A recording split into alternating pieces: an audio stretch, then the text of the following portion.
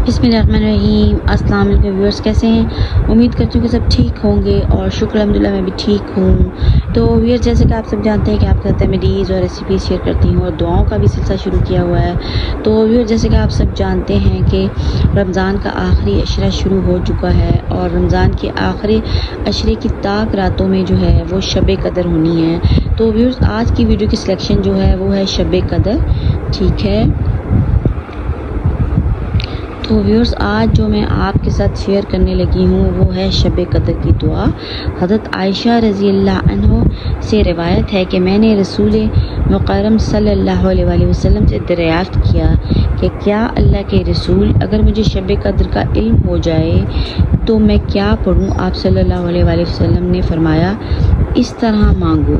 क्योंकि व्यूअर्स, हमने दुआ मांगनी है अल्लाह ताला से, बस मांगना है तो सिर्फ़ अपने रब की ज़ात से और किसी से भी नहीं मांगना, क्योंकि रब की इनायतें जो हैं वो बेहतरीन इनायत है। वो जो हमें इनायत करता है उसकी इनायत बेहतरीन इनायत है। तो व्यूअर्स, ये वाली दुआ जो है शब कदर की खसूसी दुआ है। अल्लाहुम्मा इन्नका अफ़ुव्वुन करीमुन तुहिब्बुल अफ़्फ़ा फ़ाफ़ु अन्नी। और माशाल्लाह से तर्जुमा भी व्यूअर्स का बहुत ही प्यारा है।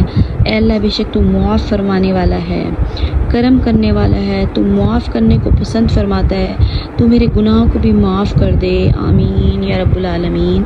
तो व्यूअर्स, अगर आपको वीडियो पसंद आ रही है तो चैनल को सब्सक्राइब भी करें, लाइक भी करें और सबके साथ व्यूअर्स, अपने बहन भाइयों के साथ सबके साथ ये दुआ जो है व्यूअर्स शेयर कर दें, ताकि वो भी हमारी इस नेकी में शामिल हो सकें और ज़्यादा से ज़्यादा सवाब कमा सकें। बेशक ये अल्लाह ही ने माफ़ करना है, पर हम इसके गवाह भी बन जाएं कि हमने इस दुआ को लोगों में जो है वो फैलाया था और हम भी इस नेकी में शामिल हो सकते हैं। अल्लाह हाफ़िज़।